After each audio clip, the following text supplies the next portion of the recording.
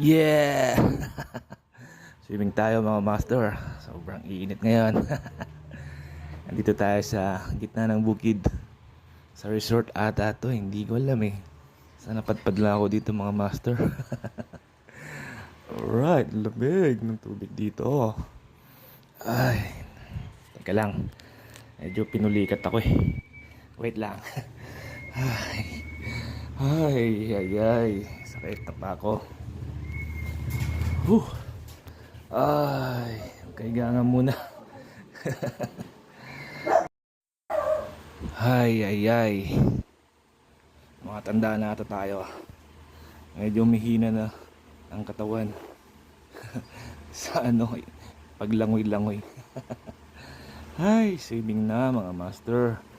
Higa muna ako dito.